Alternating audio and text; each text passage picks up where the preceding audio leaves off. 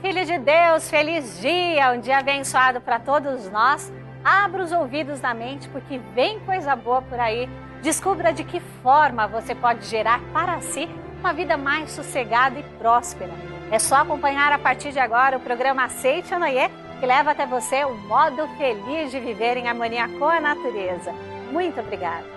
Em nossa mensagem de hoje, encoraje-se para meditar e agir, orar e caminhar firme, sonhar e fazer-se acontecer, reinventar-se e acender um novo brilho no olhar. No Japão, a folha de ginkgo é símbolo de paz e longevidade. Ela existe há mais de 150 milhões de anos, sobrevivendo até mesmo às explosões atômicas. Esta mesma folha dourada é lembrada pela jovem Emiko Hinonishi, que aos 10 meses de vida foi diagnosticada com paralisia infantil e que, apesar da dura realidade, assim como toda menina, vestia suas bonecas de noiva, sonhando com seu casamento feliz. Mas sua luz era tão brilhante que, com a sabedoria adquirida ao longo dos anos, foi capaz de transformar a deficiência em uma ferramenta para amparar pessoas na mesma situação. Assim como a árvore de ginkgo, que mesmo após todas as adversidades, se manteve forte. Uma bela lição de vida que chega à sua 5ª edição. O livro Vivendo e Amando é uma autobiografia de Emiko Hinonishi, na qual nos ensina o real significado da palavra superação. Chegará o dia em que a minha canção será a de todas as mulheres e fará a terra estremecer. Por isso, como numa guerra, eu continuo vibrando sem cessar a força que esculpe o coração da mulher. Conheça essa linda história adquirindo o livro Vivendo e Amando, ligando do telefone fixo para 0800 770 2600 ou de celular para 0 operadora 11 5074 4180. Também pela nossa livraria virtual, acesse www.sni.org.br ou procure a sede da Aceite ou Noie mais próxima de você. Meu sonho de iluminar a treva dos deficientes não me parecia um ideal vago e inatingível. Essa luz distante, essa poesia, também iria se concretizar mais cedo ou mais tarde. Eu o sabia intuitivamente. Uma história só se torna grandiosa quando compartilhada. Adquira já o seu exemplar. Muito obrigado. Se a sua vida parece empacada, mova-se com mais força e não dependa mais que alguém o ame ou ampare para que você se torne alguém feliz. Entenda melhor esse e outros raciocínios assistindo agora a nossa mensagem de hoje.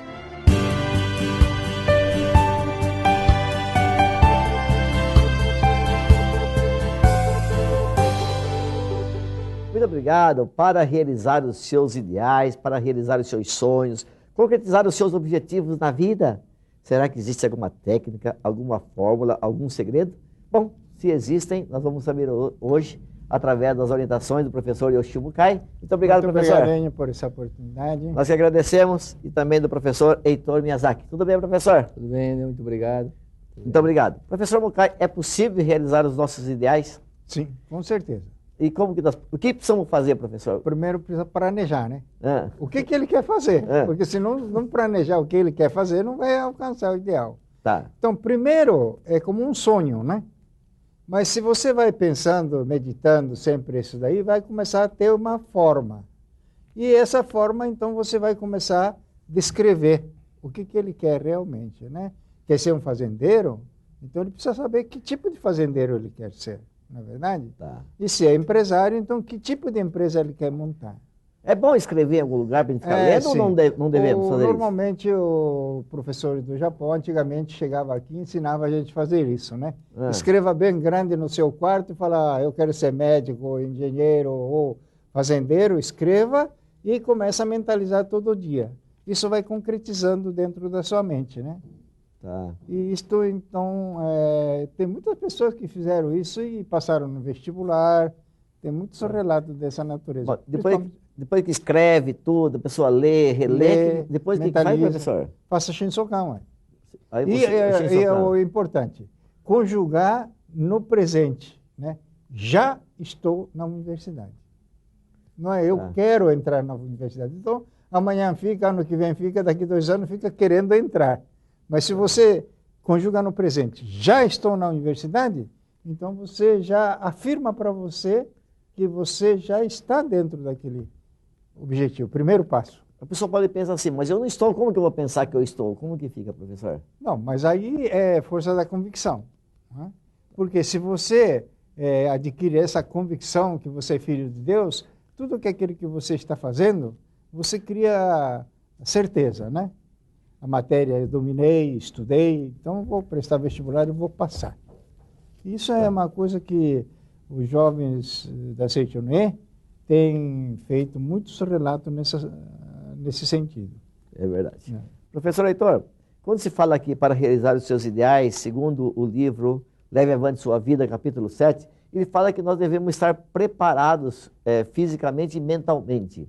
E o que é estar preparado mentalmente e fisicamente para realizar um sonho, um ideal, por exemplo? Vamos supor que você queira fazer uma casinha de cachorro. Uma vez eu fiz. E o que precisa? Serrote, madeira, prego. Certo? Então, Certo. que ferramentas eu necessito para fazer aquilo que eu tenho como que eu pretendo fazer? E da mesma forma, eu quero me formar em alguma coisa. O que eu preciso fazer? Preciso estudar, preciso fazer o caminho natural das ferramentas que eu necessito para atingir o ideal. Então, muitas vezes o pessoal jovem pergunta, como é que eu faço para passar num concurso e no vestibular? Aí eu pergunto, você está estudando? E o pessoal diz, sim, por isso que você não passa. Por quê? Porque isso todo mundo está fazendo. Você tem que fazer mais do que isso. Você tem que estudar pensando em lecionar o que você está estudando. Esse é o primeiro passo. Segundo, que o professor Mukai falou, aquilo que Jesus Cristo disse, orar crendo que já alcançou. Né? Ore crendo que você já conseguiu o que você deseja. Tem que acreditar. Se nós temos que compreender que nós somos filhos do Criador, e filho do Criador cria. Então nós temos essa força criadora que é a nossa mente, o nosso pensamento. Por isso, a partir do instante que nosso subconsciente estiver com essa informação bem gravada, registrar essa informação, então isso acaba se tornando realidade. Mas para isso nós precisamos não somente rezar, precisamos fazer a nossa parte. Precisamos estudar pensando em dar aula no assunto que nós estamos estudando. E, consequentemente, nós vamos chegar no ideal desejado. Maravilha. Professor Yoshio Mukai, aqui no livro, né, capítulo 7, Leve Avante Sua Vida, ele fala aqui que o importante não é desperdiçar tempo nem energia, né? Logo no início desse capítulo 7. Certo. O importante não é desperdiçar tempo nem energia. Quando se fala em realização de sonhos, concretização dos objetivos, tem muitas pessoas que acabam perdendo demais a energia ou o tempo e o sonho vai se protelando. Bom, mas aqui mais embaixo, né, ele já completa aqui. A sua energia física e psíquica são a matéria-prima primordial para realizar esse objetivo. Então, quer dizer que temos que ter a física de pegar o livro, estudar, aí deu sono, mas você supera esse sono, né? Vamos dizer, dormiu 3 horas, mas ele estudou. Tá. E aí, então, nesse sentido, qual é o sentido psíquico? Puxa, eu estou matando desse jeito, e se não passar? Aí ele, naturalmente, está estragando toda a sua energia física, né? Mas, então, agregando acima dessa situação, falar, não, como eu estou estudando desta maneira, eu tenho certeza que eu vou me matricular ou passar no concurso, uma coisa assim. Então, cria-se uma sequência, né? Física, mental e acreditar que é filha de Deus. Né? Uma coisa interessante que o senhor falou, importante, é que muitas pessoas talvez há um esforço grande físico, mas o mental, o psíquico contraria o esforço físico, uma expressão. Dele, né? Por exemplo, uma vez eu tive uma oportunidade de uma senhora vir falar comigo e disse assim que o genro dele, né, fazia o exame, passava em tudo, mas na hora da entrevista ele se fracassava. Porque no primeiro, não sei o que houve, e o entrevistador falou alguma coisa para ele, ele criou esse complexo. Na entrevista não vou bem, na entrevista não vou bem. Né? Aí eu disse uma coisa assim, que a pessoa, antes de ser admitido, ele tem que saber que ele está dentro da empresa, né? Porque ele vai trabalhar lá dentro. Aí, isso foi até um psicólogo que me disse. Então, eu falei, que jeito que a gente deve falar? Falar, não, se você vai fazer entrevista, fala como se fosse já um funcionário da empresa. Eu, fulano de tal, estou à disposição da sua empresa para desenvolver minha capacidade. Quer dizer, que ele nem foi aprovado nem nada, mas ele se intitulou que ele estava disposto a trabalhar para aquela empresa. E ela, quando ouviu isso, disse que voltou para casa com a filha, né, treinou o genro, né?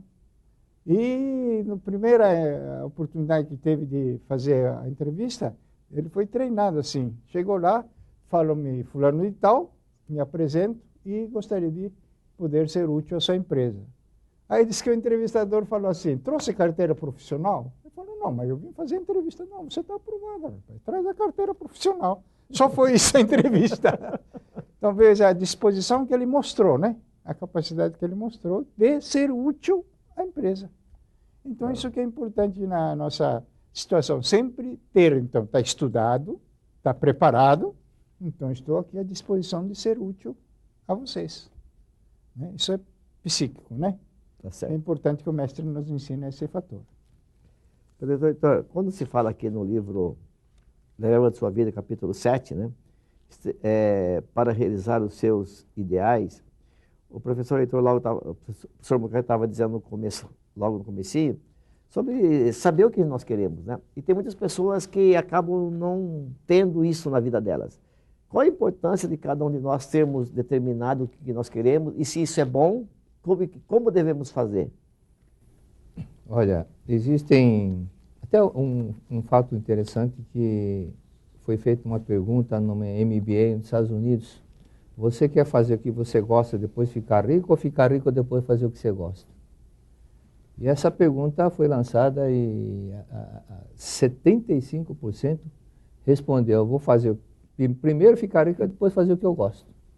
E uma minoria, que parece que não me chegou, na verdade o número exato não foi nem 15%, falou, eu vou fazer o que eu gosto e depois ficar rico. Depois de 20 anos, daquele grupo de 1.500 alunos da MBA, tinha 100 milionários, 100 pessoas ricas, e daquelas pessoas ricas, foram verificar o que eles tinham respondido naquele teste. Daquelas pessoas que falaram, eu quero ficar rico e depois fazer o que eu gosto, só tinha um. E daqueles que falaram, eu quero fazer o que eu gosto e depois ficar rico, 99, dos 100 que eram ricos. Então, se a pessoa não fizer aquilo que ela gosta, que ela ama, que tem paixão, dificilmente vai ter sucesso, porque ela vai ficar tolerando uma coisa que ela não gosta de fazer. Então é importante dar alma, sangue, né? Fazer com dedicação. E quando a pessoa está numa empresa, a turma manda fazer um negócio lá, manda para um departamento e fala, caramba, não é isso que eu quero para minha vida, como que faz? É aí que as pessoas têm que aprender. O ser humano, a gente estuda muito isso nas escolas, o ser humano é resistente às mudanças. Por quê? Porque o subconsciente é 95%, e a mente do hábito é o subconsciente. A pessoa não está acostumada a fazer aquilo. E depois, tem que fazer. Tem gente que fala isso por comodismo. Fala, por que tem que fazer isso? Por que o outro não pode fazer? Mas ele não sabe que tudo aquilo que vem para nós é um aprendizado para o cumprimento da nossa missão. Mesmo quando eu estudei, mexia com rádio, consertava rádio, eu falei, para que eu quero isso? Aparentemente. Depois comecei a fazer a faculdade, para que eu quero isso? Tudo aquilo que eu aprendi, todos os contatos que eu tive, realmente foi importante posteriormente. Então, aquilo que nós passamos, que muitas vezes nós pensamos, para que eu vou estudar isso? Mais tarde a gente vai notar que aquilo foi importante, né? Foi muito importante. Assim como certos tipos de treinamentos que as pessoas passam, ela passa a valorizar. Por exemplo, a pessoa que passa necessidade, passa uma dificuldade muito grande, ou então no exercício de uma manobra militar lá, no treinamento, como disse o Vanderlei lá de Manaus, ficou lugar numa selva sem nada, tem que se virar, comendo fruta que achar, tinha que comer o que tinha. Ele aprendeu a valorizar. E com isso, depois que sai daquilo, ele passa a ter garra, passa a ter determinação, não fica com manha, não fica com medo disso, medo daquilo, porque ele passou por uma situação mais difícil. Então, essas situações que fazem parte do treinamento para deixar a pessoa mais firme, mais forte em todos os sentidos.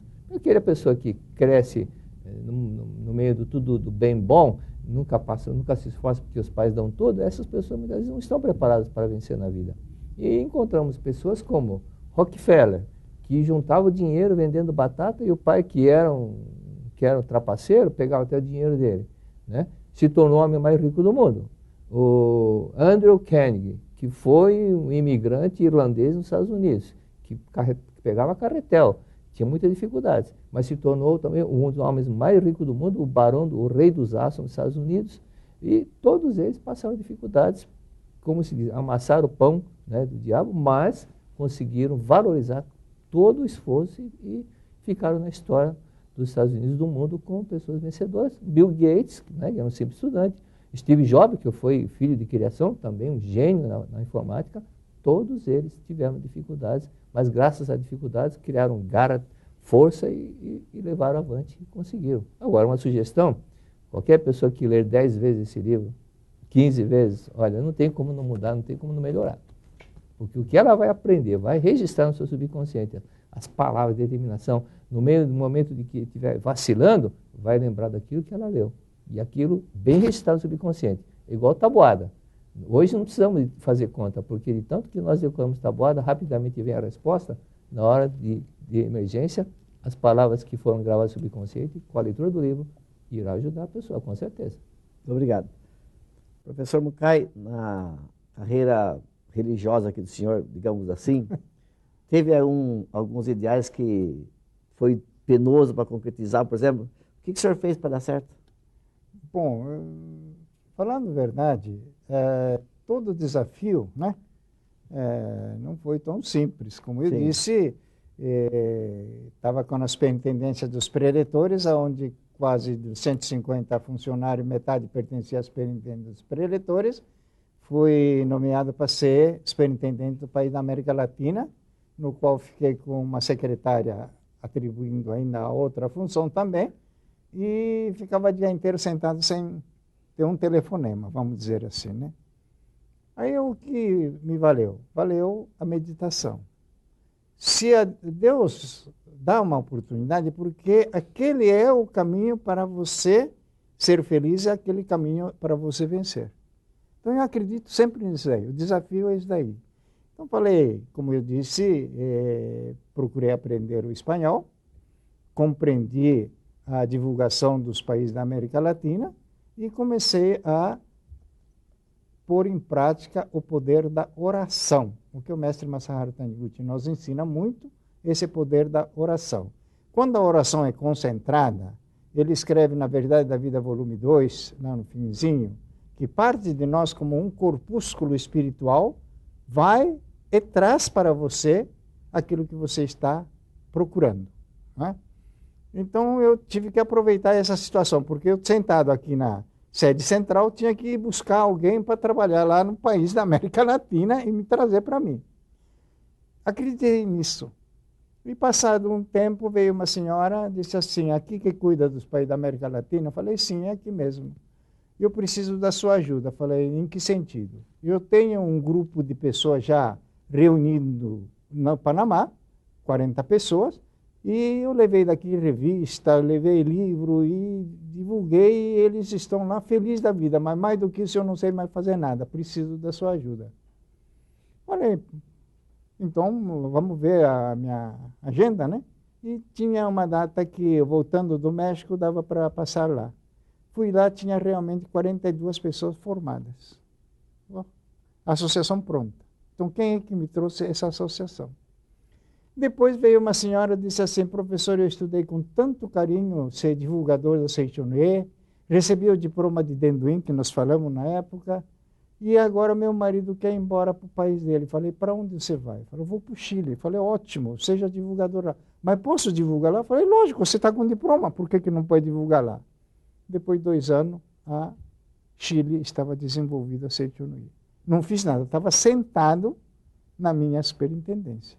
E assim aconteceu com Bolívia, aconteceu com Venezuela, né?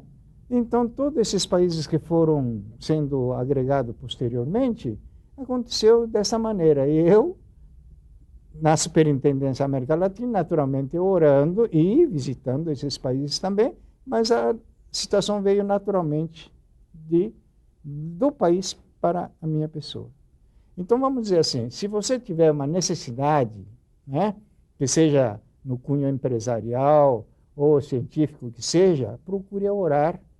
E quem afirma isso também é Henry Ford, que ele, depois de ele conhecer essa virtude espiritual, diz que ele não teve mais medo da economia nem da situação que podia ocorrer no país. Ele tinha certeza que aquele objetivo era para o bem da humanidade, ele conseguiria realizar.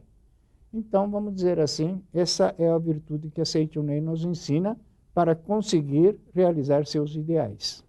Muito obrigado, professor. Enio, Oi? posso complementar? Por Talvez favor. quem está assistindo possa pensar, né, que é utopia que nós estamos falando. Quando fiz pós-graduação, numa aula de psicologia, o professor pediu para um colega conversar com o outro e um apresentaria o outro, de forma inversa. Ao invés de eu me falar de mim, um colega me apresentava e eu apresentava o colega. Aí, quando ele me apresentou, o colega me apresentou e disse: Heitor Miyazaki, trabalha na empresa Vilares, também diretor da Seitonei. Aí o professor falou: Seitonei, eu me doutorei graças a Seitonei. Aí eu falei: como é que é essa história? Depois ele me contou.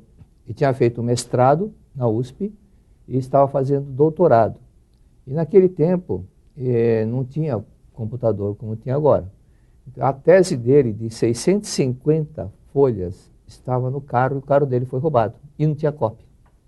Ele, desesperado, olha, para se doutorar em psicologia na USP, precisa de 8 horas diárias de estudo. Estudar 8 horas por dia. Ele falou: agora meu mundo caiu. E desesperado, sem saber, sem solução, e ele já era professor universitário com mestrado. E não encontrou solução. Aí foi na Seitonei. Vindo da Seitonei, ensinaram a mentalizar, visualizar, agradecer, tudo aquilo que nós comentamos, ele pôs em prática. 2 dias depois recebe um telefonema e falou, por coincidência, era uma moça Nisei que me disse: o senhor é o Roberto Canani? Sim. Seu carro foi roubado? Sim, está na porta da minha casa. Pegou um táxi, saiu correndo, falou: não importava o carro comprou outro, mas a tese era a mais preciosa de tudo. Chegou no carro, não tinha caixa da tese. E nisso ele ficou olhando, triste, aí chamou uma moça, sai da porta, toca a caixa. Eu guardei porque alguém podia pegar. Por isso que ele falou: eu me doutorei graças a Seitonei, quando ele pôs em prática. E embora ele fosse professor universitário de psicologia, esse usar a mente dessa forma para obter aquilo que ele desejava, ele aprendeu na Seitonei. Caramba, né? Então, isso dá certo para todo mundo. Para todo mundo, né? Por isso que aquela frase de Cristo: orai crendo que já recebeu, que vosso Pai atendê-lo, com certeza não tem erro, né? Por isso que o que a Seitonei está falando é o que Cristo ensinou, não é novidade isso. Na verdade, as pessoas não entendiam muitas coisas que estão na Bíblia, que a Seitonei ensina em linguagem atual, de forma que qualquer um possa compreender e pôr em prática. Muito obrigado. Muito obrigado aí a todos vocês, para vocês que gostam de estar sempre nas redes sociais. Acesse o site da Seitonei, www.sni.org.br. Então lá tem o Facebook oficial da Seitonei, tem o Post Enjoy, tem o YouTube, enfim, são uma série de redes sociais aí, oficiais da Seitonei, para que você navegue junto com a gente, compartilhando, informando as pessoas sobre esse movimento tão importante também para o Brasil e para o mundo. E a você também, que é mantenedor do programa da Seitonei, nosso muito, muito obrigado. A você que está aí sempre colaborando, ajudando nos eventos da Seitonei, o nosso muito, muito obrigado. E para você que está assistindo o programa hoje pela primeira vez, acesse o site www.sni.org.br, verifica ali no site um domingo da Seitonei, participa com a gente. E também, tendo disponibilidade, liga agora para a gente, 0800 770 2600, e você então vai receber aí na tua casa uma revista inteiramente grátis. Então é só ligar e ser feliz. Nosso muito obrigado, professor Yoshimukai, pelas orientações. Muito obrigado, professor Heitor Miyazaki. Muito obrigado pelas orientações. Muito obrigado a todos. Já é tradição. Todo domingo, das 9 às 11 horas da manhã, em mais de 500 pontos espalhados pelo Brasil, você tem um encontro marcado com a felicidade. É o Domingo da Seitonei, onde você assiste a reuniões alegres, com palestras que ensinam a arte do bem viver e como superar os mais diversos problemas do cotidiano. Como se tornar mais saudável, dicas para atrair a prosperidade, o que fazer para ter uma vida mais harmoniosa e plena. Tudo isso você encontra nos nossos núcleos a cada manhã de domingo e com entrada franca. E mais, livros que iluminam a vida, orientação pessoal com professores da Seiichi Noye, espaço infantil onde seus filhos aprendem o beabá de uma vida mais harmoniosa e ligada a Deus. Enfim, aqui você encontra amigos, respostas e o conforto espiritual necessário para superar todos os obstáculos. Venha e traga sua família para o Domingo da Seiichi Noye, o modo feliz de viver em harmonia com a natureza. Confira a nossa programação.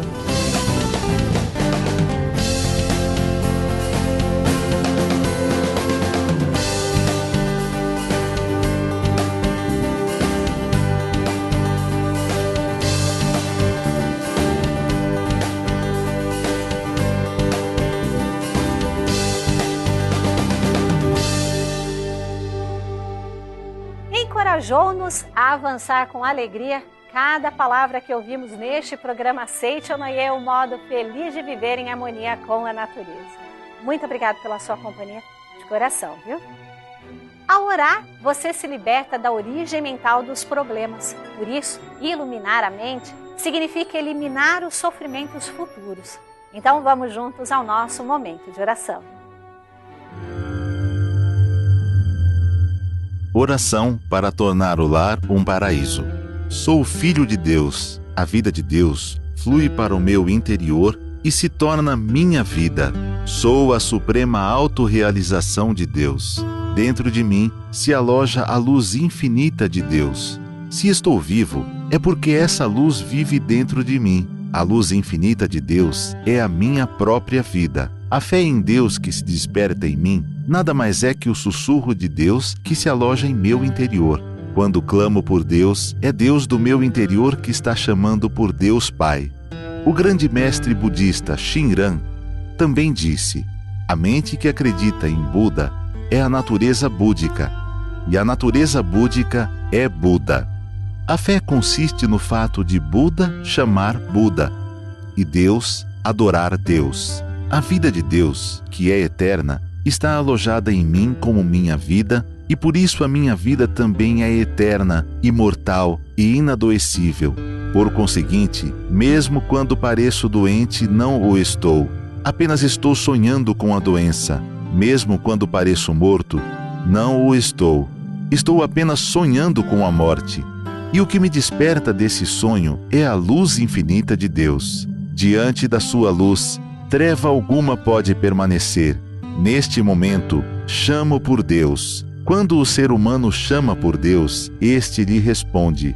Chamando por Deus, estou sintonizando com as suas vibrações mentais. Estou sempre unido a Deus.